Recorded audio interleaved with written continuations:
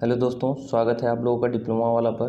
दोस्तों, आज की इस वीडियो में हम लोग डिस्कस करने जा रहे हैं ब्रिटिश राज्य का अभ्युदय एवं प्रथम स्वतंत्रता संग्राम। देखिए, इसमें हम ब्रिटिश राज्य का जो अभ्युदय है उससे संबंधित दो वीडियो लाए हैं। पहले वीडियो में 23 प्रश्न और दूसरे वीडियो में भी 30 प्रश्न हैं। जितने भी प्रश्न ब्रिटिश राज्य का अभ्युदय या ब्रिटिश सत्ता का विस्तार से संबंधित बन सकते हैं, उन सभी का निचोड़ हम 60 प्रश्नों में लाए हैं। आशा करते हैं कि इन्हीं में से आपके एग्जाम में प्रश्न बनेंगे। चलिए शुरू करते हैं एक एक प्रश्नों को। पहला प्रश्न हमारा है, प्लासी की लड़ाई 1757 में अंग्रेजी सेना का नेतृत्व किसने किया था। देखिए, इसमें आपको बताना है कि प्लासी की लड़ाई 1757 में जो हुई थी उसमें अंग्रेजी सेना का नेतृत्व किसने किया था। ऑप्शन दिया है रॉबर्ट क्लाइव ने, हेक्टर मुनरो ने, वारेन हेस्टी ने, इनमें से कोई नहीं। तो इसका सही जवाब हो जाएगा option number A, Robert Clive. 1757 में अंग्रेजी सेना का नेतृत्व किसने किया था? रॉबर्ट क्लाइव ने किया था। इसका ऑप्शन नंबर ए सही हो जाएगा। चलिए अगला प्रश्न हमारा है, दूसरा प्रश्न है, बक्सर के युद्ध 1764 में अंग्रेजी सेना का नेतृत्व किसने किया था। देखिए, 1757 में हमने देखा, अब हमको बताना है कि बक्सर के युद्ध 1764 में अंग्रेजी सेना का नेतृत्व किसने किया था। ऑप्शन दिया है Robert Clive, Warren Hasting, Hector Munro, Charles Eyre Coote. तो इसका सही जवाब हो जाएगा option number C, Hector Munro. 1764 में बक्सर का युद्ध का जो है नेतृत्व किसने किया था? हेक्टर मुनरो ने। ऑप्शन नंबर सी सही हो जाएगा। चलिए अगला प्रश्न देखते हैं, बंगाल का द्वैध शासन कब से कब तक चला था। यह आपको बताना है कि बंगाल का द्वैध शासन कब से कब तक चला था। ऑप्शन नंबर ए 1757 से 1767 तक, 1764 से 1793 तक, 1765 से 1772 तक और 1760 से 1793 तक। इसका सही जवाब हो जाएगा ऑप्शन नंबर सी, 1765 से 1772 तक। इसका सही ऑप्शन हो जाएगा ऑप्शन नंबर सी। चलिए अगला प्रश्न देखते हैं, वर्ष 1798 में लॉर्ड विलेजली द्वारा प्रस्तावित सहायक संधि को स्वीकार करने वाला सबसे पहला भारतीय शासक था। ये आपका है प्रश्न नंबर 4। वर्ष 1798 में, यमी नहीं होगा, में होगा, लॉर्ड विलेजली द्वारा प्रस्तावित सहायक संधि को स्वीकार करने वाला सबसे पहला भारतीय शासक कौन था। ऑप्शन दिया है अवध का नवाब, हैदराबाद का निजाम, कर्नाटक का नवाब, मैसूर का राजा। तो इसका सही जवाब हो जाएगा ऑप्शन नंबर बी, हैदराबाद का निजाम। ऑप्शन नंबर बी इसका सही होगा, हैदराबाद का निजाम। चलिए अगला प्रश्न देखते हैं, भारत का प्रथम गवर्नर जनरल एवं वायसराय था। इसमें आपको बताना है कि भारत का प्रथम गवर्नर जनरल एवं वायसराय कौन था। ऑप्शन दिया है Lord Warren Hasting, Lord Canning, Lord Minto, Lord Curzon. तो इसमें आपको बताना है कि भारत का प्रथम गवर्नर जनरल, तो इसका सही जवाब हो जाएगा option number B, Lord Canning. देखिए, भारत का प्रथम गवर्नर जनरल कहेगा तो लॉर्ड कैनिंग, लेकिन यही प्रश्न अगर पूछ दे कि भारत का प्रथम गवर्नर जनरल, ये भारत का प्रथम गवर्नर जनरल एवं वायसराय पूछ रहा है तो लॉर्ड कैनिंग, लेकिन अगर प्रथम गवर्नर जनरल पूछ ले, वायसराय ना पूछे, तो यहाँ विलियम बेंटिक हो जाएगा। चलिए अगला प्रश्न देखते हैं, तृतीय आंग्ल मैसूर युद्ध को रोकने के लिए टीपू सुल्तान ने अंग्रेजों के साथ कौन सी संधि की। ये आपको बताना है कि तीसरे आंग्ल मैसूर युद्ध को रोकने के लिए टीपू सुल्तान ने अंग्रेजों के साथ कौन सी संधि की। पहला ऑप्शन दिया है मंगलोर की संधि, दूसरा श्रीरंगपट्टनम की संधि, मैसूर की संधि, बिजनौर की संधि। तो इसका सही जवाब हो जाएगा ऑप्शन नंबर बी, श्रीरंगपट्टनम की संधि। इसका सही जवाब हो जाएगा ऑप्शन नंबर बी, श्रीरंगपट्टनम की संधि।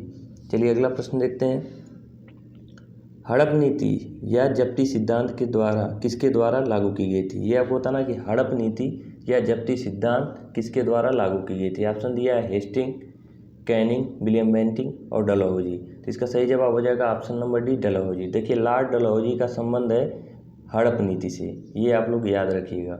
चलिए अगला प्रश्न है हमारा, किस सिख गुरु ने फारसी में जफरनामा लिखा था। यह आपको बताना है कि किस सिख गुरु ने फारसी में जफरनामा लिखा था। ऑप्शन है गुरु हरि राय, गुरु हरि किशन, गुरु गोविंद सिंह, गुरु तेग बहादुर। तो यह आपको बताना है कि जफरनामा किसने लिखा था। जिसका सही जवाब हो जाएगा ऑप्शन नंबर सी, गुरु गोविंद सिंह ने। चलिए अगला प्रश्न देखते हैं, भारत में डाक व्यवस्था शुरू करने वाला ब्रिटिश गवर्नर जनरल था। यह आपको बताना है कि भारत में ब्रिटिश व्यवस्था शुरू करने वाला ब्रिटिश गवर्नर जनरल कौन था। Lord Dalhousie, Lord Wellesley, Lord Auckland, Lord Bentinck. इसका सही जवाब हो जाएगा option number A, Lord Dalhousie. देखिए, डाक प्रथा किससे संबंधित है? लॉर्ड डलहौजी से। और हड़प नीति भी किससे संबंधित है? लॉर्ड डलहौजी। ये दो चीज़ लॉर्ड डलहौजी से संबंधित याद रखिएगा। चलिए अगला प्रश्न देखते हैं। किस सिख गुरु ने गुरु नानक की जीवनी लिखी थी? ये आपको बताना है कि किस सिख गुरु ने गुरु नानक की जीवनी लिखी थी। गुरु अंगद देव ने, गुरु अमरदास ने, गुरु रामदास ने, गुरु अर्जुन देव ने। तो इसमें आपको बताना है कि किस सिख गुरु ने गुरु नानक की जीवनी लिखी थी। तो इसका सही जवाब हो जाएगा ऑप्शन नंबर डी, गुरु अर्जुन देव ने। गुरु अर्जुन देव ने इस गुरु नानक की जीवनी लिखी थी। चलिए अगला प्रश्न देखते हैं। सिखों के सैन्य संप्रदाय खालसा पंथ का प्रवर्तन किसने किया था? सिखों के सैन्य संप्रदाय खालसा पंथ का प्रवर्तन किसने किया? ऑप्शन दिया है हरराम, हरिकिशन, गुरु गोविंद सिंह, तेग बहादुर। तो इसका सही जवाब हो जाएगा ऑप्शन नंबर सी, गुरु गोविंद सिंह ने। चलिए अगला प्रश्न देखते हैं। 1757 में सिराजुद्दौला किसके द्वारा पराजित किया गया था? देखिए अभी हमने डिस्कस किया कि 1757 में अंग्रेजी शासन का नेतृत्व किसने किया था, तो वो 1757 में क्लाइव ने किया था। इसका भी सही जवाब हो जाएगा option number C, Robert Clive. चलिए अगला प्रश्न देखते हैं। निम्नलिखित में से किस ने लॉर्ड वेलेस्ली के साथ सहायक संधि पर हस्ताक्षर किए? ये आपको बताना है कि निम्नलिखित में से किस ने लॉर्ड वेलेस्ली के साथ सहायक संधि पर हस्ताक्षर किए। ऑप्शन दिया हमारा हैदराबाद के निजाम, अवध के नवाब, मैसूर के राजा, बंगाल के नवाब। तो देखिए इसमें बंगाल के नवाब को छोड़ करके बाकी सबने सहायक संधि पर हस्ताक्षर किए थे। तो पहला भी हमारा सही होगा, दूसरा भी सही होगा और तीसरा भी सही होगा। तो इसमें हमारा ऑप्शन दिया है, देखिए ऑप्शन नंबर डी, इसमें 1, 2 और 3 ये सही हो जाएगा। चलिए अगला प्रश्न देखते हैं। निम्नलिखित में से सिख गुरुओं का सही कालक्रम बताइए। तो इसमें आपको सिख गुरुओं का सही कालक्रम बताना है। पहला दिया है नानक देव, रामदास, अमरदास, अंगद देव। दूसरा तेग बहादुर, रामदास, अर्जुन देव, गुरु गोविंद सिंह। तीसरा है गुरु नानक देव, अंगद देव, अर्जुन देव, अमरदास। चौथा हमारा ऑप्शन है अमरदास, रामदास, अर्जुन देव, तेग बहादुर। तो यही हमारा सही जवाब हो जाएगा option number D, Amardas, Ramdas, Arjun Dev, Tegh Bahadur. चलिए अगला प्रश्न देखते हैं, 15 नंबर का प्रश्न।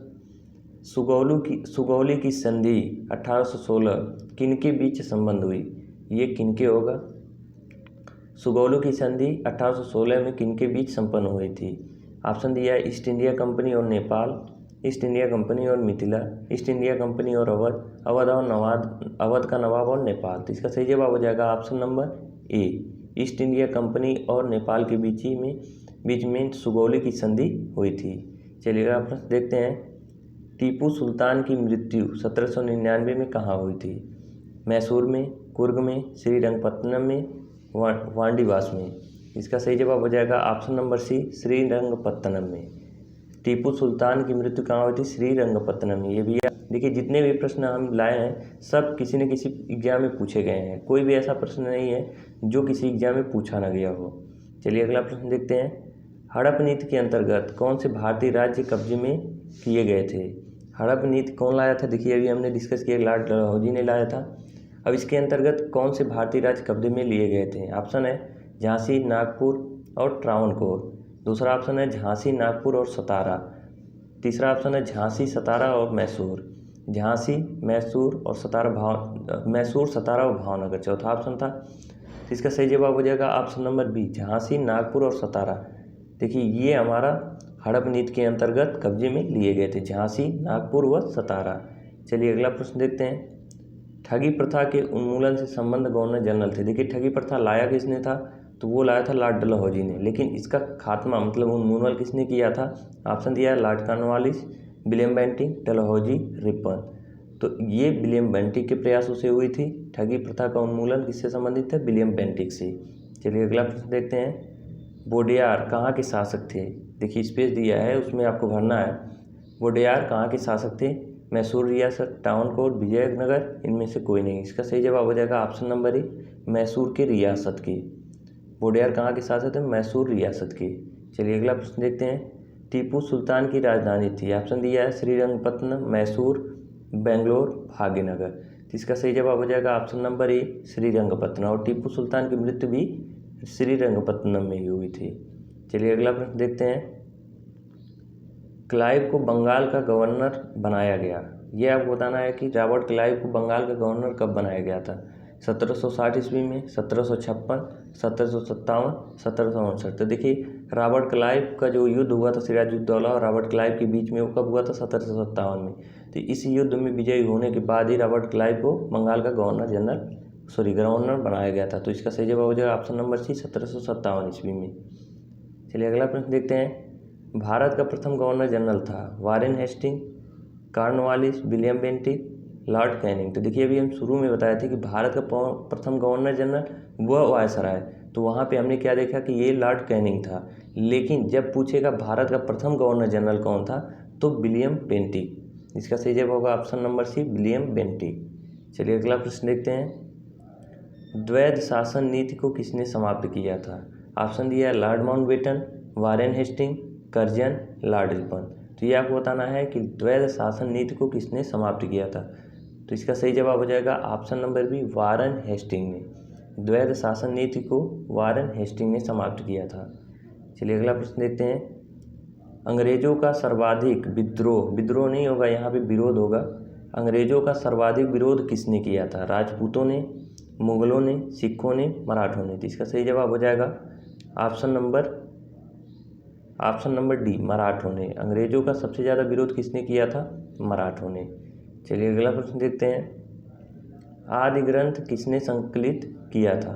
ये बताना है आपको कि आदि ग्रंथ किसने संकलित किया था। गुरु नानक ने, गुरु रामदास ने, गुरु अर्जुन देव ने, गुरु गोविंद सिंह ने। तो इसका सही जवाब हो जाएगा ऑप्शन नंबर सी गुरु अर्जुन ने।